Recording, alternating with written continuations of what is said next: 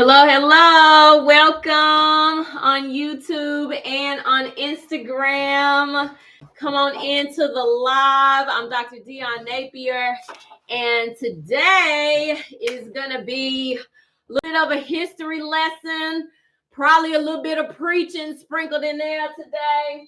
We're going to look at why your classical voice teacher did not want you to belt, okay?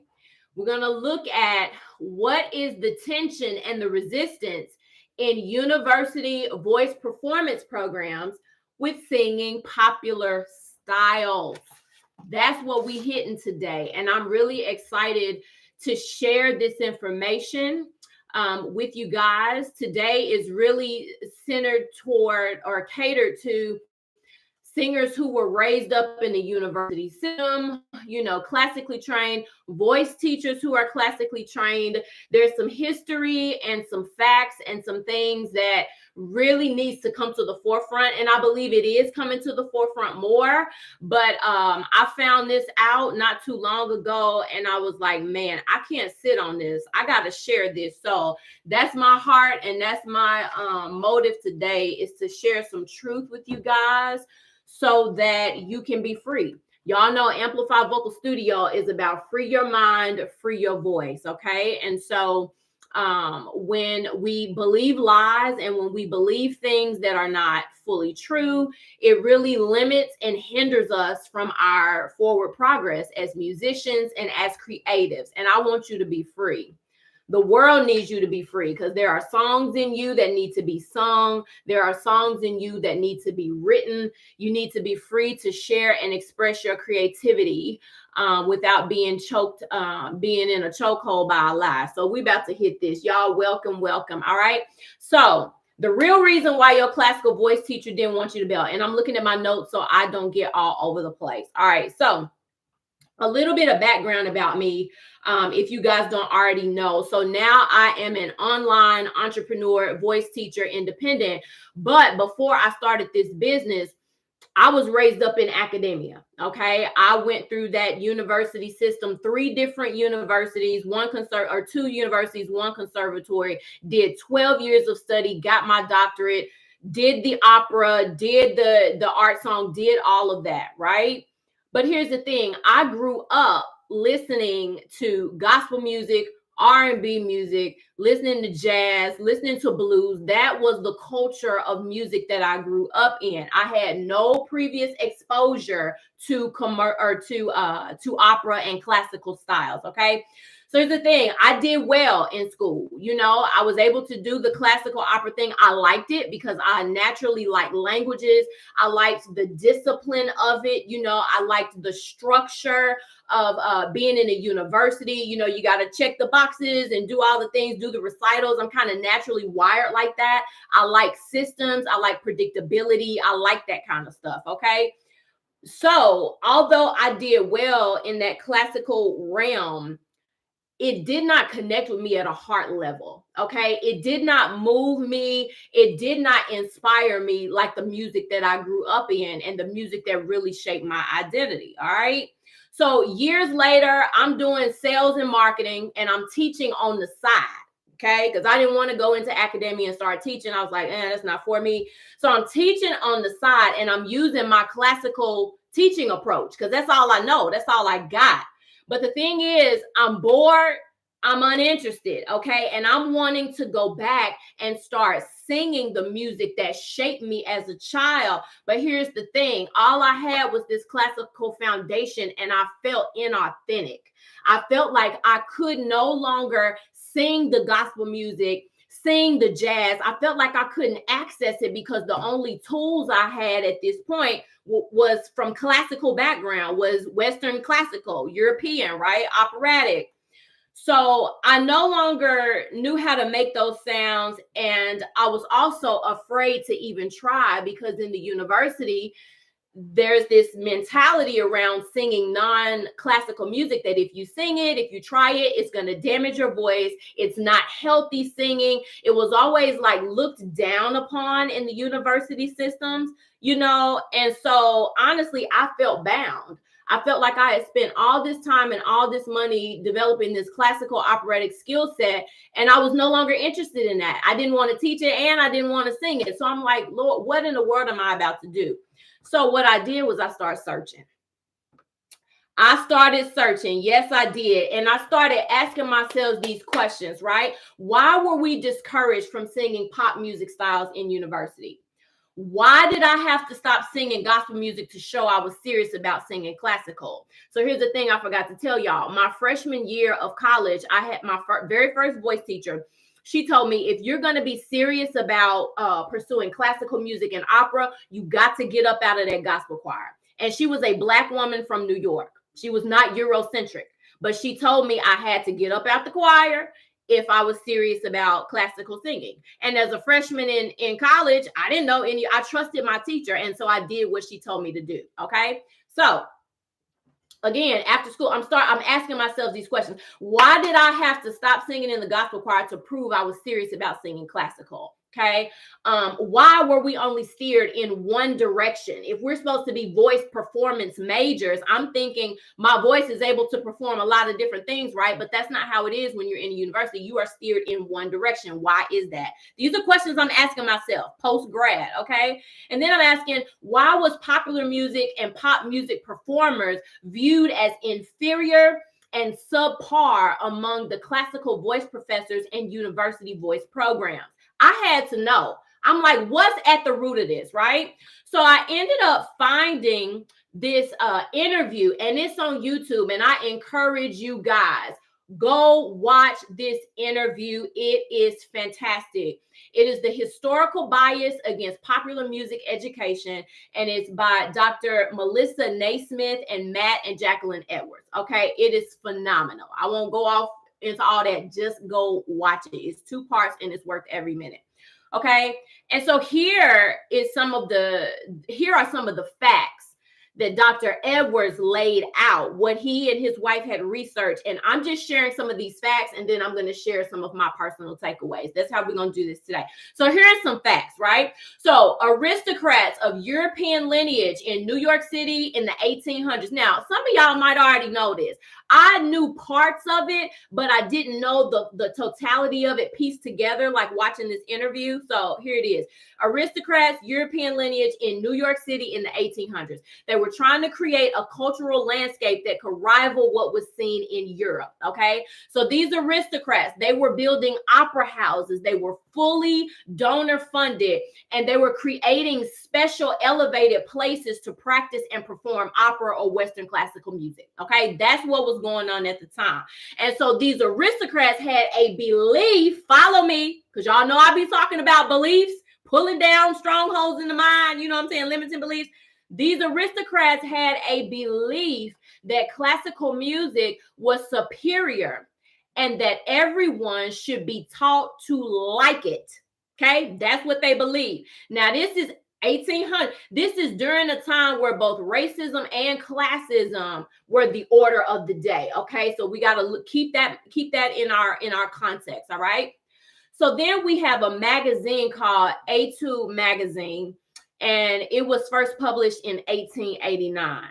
This magazine was designed for the private music teachers, okay? And included in the magazine, there were advertisements, articles by composers, sheet music. Like, this was their sole avenue of community during this time, sharing resources, staying up to date in the voice teacher world, okay? So that's what they had back in that time, A2 Magazine. But here's the thing. Inside the magazine was racist language about Black Americans' music, okay? There were terms used like singing like the savage. Ragtime music was referred to as trash music. They referenced shout singing, and it was always in a negative light, okay? So I'm going to read to y'all a little snippet of an article called The Jazz Problem. This was in 1924, and this was in A2 Magazine, The Jazz Problem. And I went online and printed it out because I wanted to kind of read it and see it for myself, a little portion of it, okay? And so I'm going to read this to you, and I'm going to keep going. So it says, what was the jazz problem? Well, opinions differed. Some saw it as a straightforward process of racial contamination of American music. So here's quote, jazz is to real music what the caricature is to the portrait. If jazz originated in the dance rhythms of the Negro, it was at least interesting as the self-expression of a primitive race, okay? Primitive being uncivilized. When jazz was adopted by the highly civilized white race, it tended to degenerate it towards primitivity.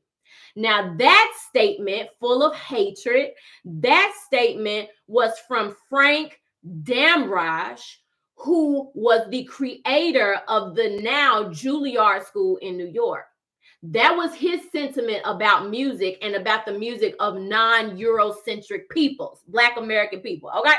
That's what he thought, all right? So he had influence during this time, all right, up there in New York, but he was anti-jazz. Jazz was like the pop music of their time. He was anti-jazz. He was not for it. He thought it was primitive, uncivilized. He said it might be funny, but it ain't real. It's garbage, okay? So we got that going on. Then we get Theodore Presser. And I thought about this because when I was in school, I remember seeing sheet music and books with music in it, and it would have Presser on the bottom. So I was like, oh, I remember seeing that name. So Theodore Presser, he was the creator and publisher of Etude magazine. And at a time, their peak subscriber run was 240,000 music teachers and their students per month. That's big numbers. And then here's the thing, inside this Etude magazine, there are articles that are shaping the perceptions, thoughts, and beliefs about what good music was and what it was not. So this is what we got going on. I hope y'all are tracking with me. This is going to be a little history lesson today, but stay with me because I'm going to bring it home as to why your university voice teacher didn't want you belting, okay? So stay with me. So that was the belief. They're telling these teachers now, 240,000 teachers and students a month looking at this magazine, reading this, and they're having their beliefs shaped by these Eurocentric men who have an opinion about music. They're shaping the belief of all these music teachers. So their belief was that music possesses powers that exalt and ennoble mankind. They believe music was sacred. Now, this is Eurocentric music. They believe music was a sacred, disciplined thing that would help you become a better human. And the music teachers were told in the magazine that it was their duty to reach down to common people and lift them up to appreciate good music, which of course, in their opinion, was Western classical music. Okay, y'all hear how jacked up this is? So basically, Etude magazine was like the media of today. And what they were doing was indoctrinating music teachers and music students of their day with what to think about music and to pass those thoughts and beliefs down generation to generation to generation. Okay, this stuff is not based on scientific facts of vocal function. It's not based on any kind of fact. It's based on a personal preference that's rooted in a spirit of hatred toward non-Eurocentric people. Okay, y'all, we uncovering roots today. Okay, roots. So that right there is why your university voice teacher did not encourage you to sing popular music. Now, I'm not going to say in general every voice teacher because I ain't got no facts or stats to prove that.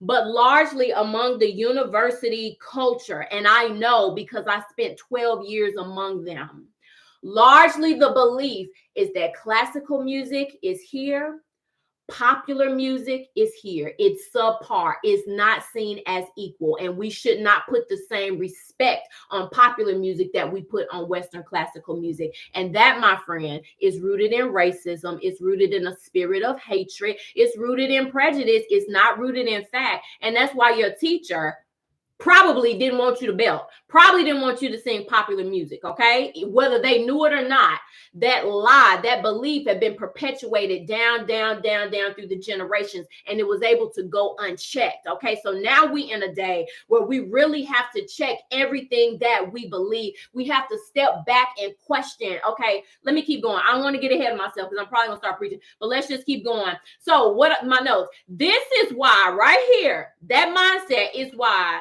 my first collegiate voice teacher told me I had to give up singing gospel choir if I wanted to prove I was serious about classical. That's why she told me that.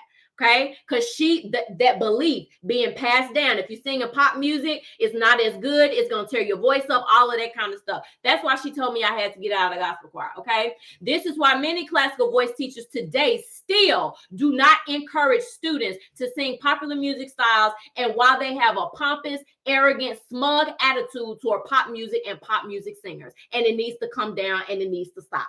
Okay, welcome to y'all that's joining. It needs to come down. Okay, so it stems from the witchcraft. I'm just going to say what it is. It's mind control. It stems from the witchcraft of that A2 magazine, elevating music teachers to a level of a god and giving them the assignment to craft this line of thinking in their pupils.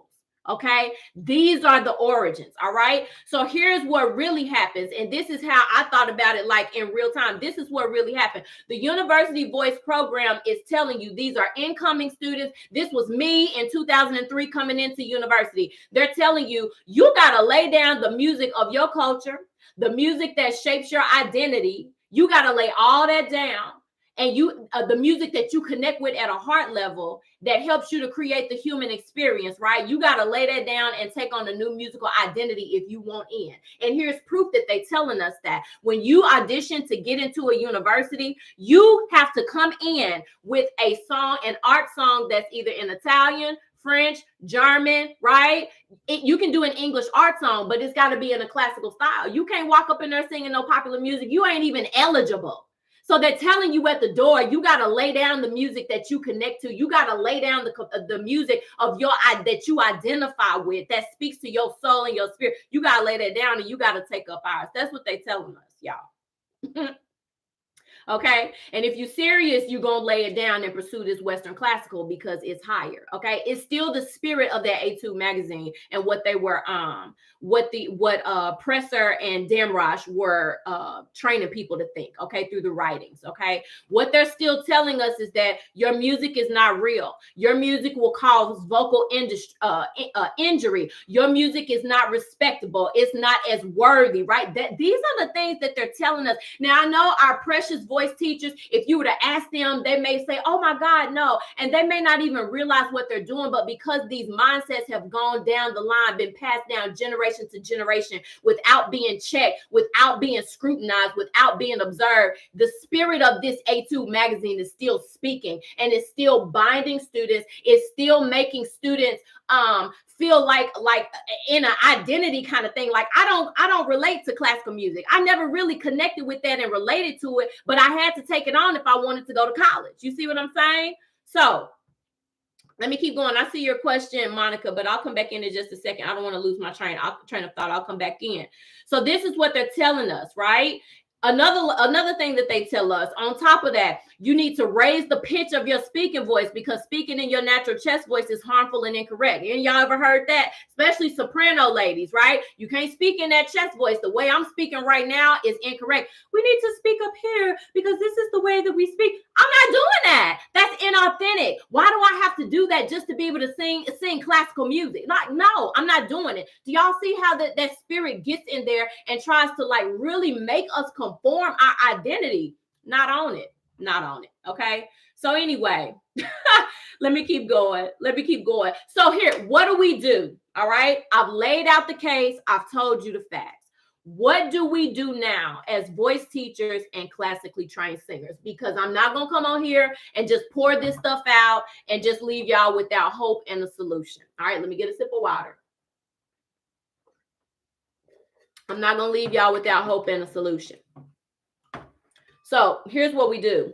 We start breaking out of the mindset. I said out of the cult because it really feels like a cult, but we start breaking out of that by identifying and examining our beliefs about music. Okay, so I've already laid out some of the common beliefs you'll find in a university system about music. Common beliefs: pop music is trash and inferior to pop music. Whether the teacher says it or not, usually that's an underlying attitude and thought. Okay, pop music is not real art. Belting and chest voice is unhealthy singing. Prove that scientifically. You won't be able to. Okay. Another thing, if you can sing classical music, you can sing anything. Okay. And I've even found myself saying that, and I've had to step back and say, wait, is that really true? Like, on the raw data, the students that are coming in my studio that are classically trained, and I'm trying to help them cross over and sing pop music and other stuff, can they really sing anything? That's not true. No, the idea behind, if you can sing classical, you can sing anything, is still propagating a superiority idea about classical music. It's not true. The truth is, if you have a vocal technique, if you know how to use your voice, whether that technique was commercial or classical, it's going to set you up to be able to move a little faster than somebody that has no technique at all. But classical music in and of itself is not like the foundation of singing. And if you can sing that, you can sing everything else. It's not true. Okay. So here's what we do, guys. 5 steps. The first thing, we have to identify the source of our beliefs. Okay. And as I've identified, the source of these beliefs, these are ideas and preferences about music, and they were put forth by European American aristocrats in the late 1980s, and they've been passed down from generation to generation. That's the source. Okay. We've identified the source. All right. So the next thing we have to ask ourselves, is it true? Okay. Trashy music is absolutely subjective. Okay. And I've told y'all that. Y'all know that. There's no scientific evidence to prove that singing pop music damages the voice. Classical singers get vocal damage just like non-classical singers get vocal damage. Vocal damage is a result of you not using your voice efficiently and having poor vocal habits. That's the result of vocal damage. That is what causes vocal damage. And it's not based on vocal style. Okay. So let's just uproot that lie as well. Okay. So we have to identify, is it true? No, it's not true. Okay. The third thing that we have to do, we have to forgive. Yes, I said forgive our voice teachers and ourselves. You know, if we are a teacher, we have to forgive ourselves. We have to forgive our voice teachers that are still perpetuating this elitist attitude and disrespectful beliefs around contemporary music and musicians. So it takes humility. We're not mad at anybody. I'm not even mad at anybody. Again, because when you are ignorantly propagating something, it's ignorance. It's a lie. That's why it takes us to slow down and really examine, why does this bias exist? Why is this such a prevalent attitude among university voice programs? We just got to slow down and comb through and examine. So I'm not mad at nobody, and I don't want y'all to be mad at nobody. If you're a university trained singer, if your teacher did not let you belt, if your teacher had you morphing your identity, speaking in a register that's not natural, telling you your chest voice is wrong, whatever, we're going to forgive and we're going to let it go, and we're going to walk in freedom. Okay. So that's the thing on that. So we have to forgive. The fourth thing is that we have to break agreement with the lie. You have to say to yourself, I'm no longer believing this. I'm turning the other way, and I'm going to have a new thought, a thought that's rooted in truth and science, you know, rooted in scientific truth. And so as far as vocal function. And the fifth thing is that we establish the truth in our mind and walk in it unapologetically, you know? And so what that looks like practically is that we start researching articles. You go on a search like I did, you know, you start researching articles, start reading, look at interviews, get the historical facts, get the evidence-based science, comparing the demands of classical singers versus the demands of contemporary singers. Just get you some facts and then decide which way you're going to go. Do you know what I'm saying? And a lot of times, I'm pretty much done. It's 23 minutes.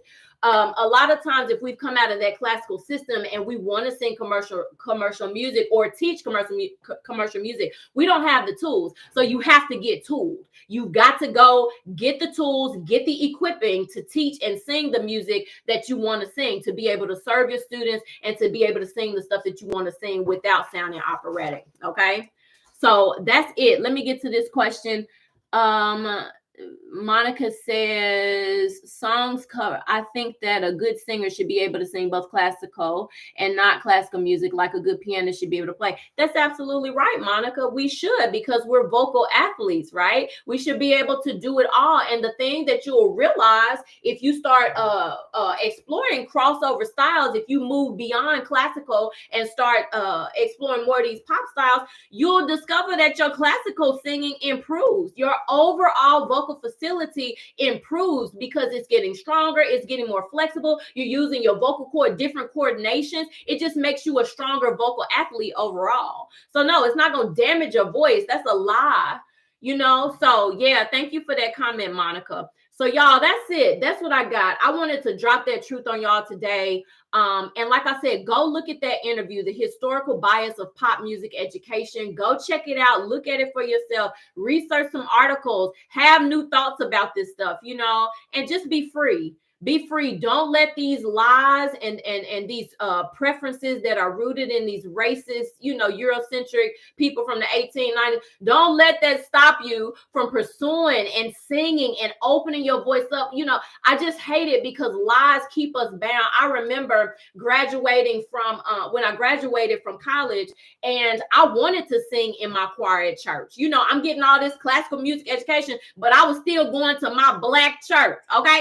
And I wanted to sing with them, but I felt so insecure because I was like, my sound don't match that, and I don't even know how to make that sound anymore. Do you know what I'm saying? And then I was afraid to try to make that sound because my teachers had put in my head, if you do that, if you sing like that, you're going to destroy your voice.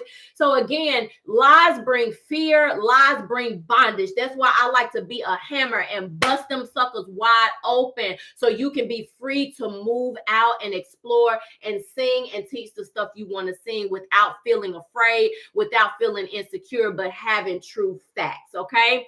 All right, y'all. Y'all been rocking with me. Thank you for you guys that's on YouTube and Instagram. You can drop a comment if you want. I will tell you now, I brought y'all all this information, but myself, because I've walked this journey, I feel a call to create resources and products and services that help classically trained singers really recover some of that lost time, right? So my Basics of Mix and Belt, it's a 4-week live training course to teach you the basics and foundations of how to mix and how to belt. If you're going to sing multiple styles, you cannot go in with solely a classical arsenal of tools to sing. It's not enough. You got to expand out. You've got to learn some of these contemporary style tools, like how to mix and how to belt. And I'll show you how to do that in 4 weeks. So if you are interested in that, you can DM me on Instagram, DM me Mix. You can click the link in my bio on Instagram and you can apply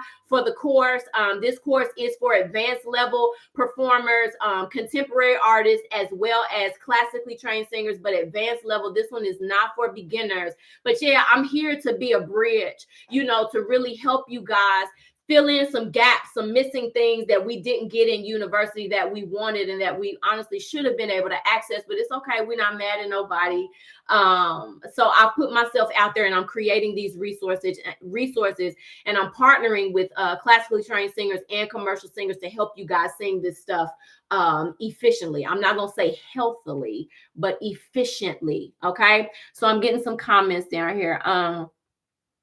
I have always wanted to sing mainly jazz and some pop and musicals, but I still think I would like to sing a bit of classical. I was thinking to sing Ave Maria. Yeah, sing classical. Y'all, this is not bashing classical music at all. It's just bringing down the idea that classical music is like the final authority of music, like it's superior to other genres, and that's just not true. But yes, sing your classical music, sing your arias, sing your jazz, sing your R&B, sing whatever you want to sing. Just be free, right? We don't want to be limited by lies. You're welcome, Monica.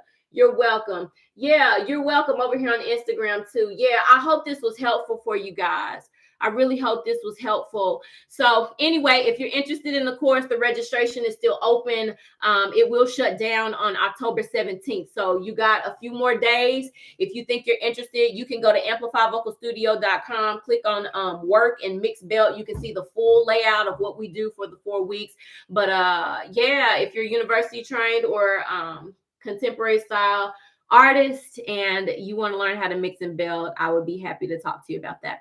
All right, I'm gonna hop off because it's been almost 30 minutes. Y'all have a great day. Share this with others. Share this with others. This information needs to get out. I mean, I'm telling y'all, that YouTube video that I told you, historical bias, is so powerful. It's got like 45 views. I'm like, what? This needs to blow up, among the voice community and among singers that come from classical backgrounds. So anyway, all in time. All right, y'all take care. Peace. See you later.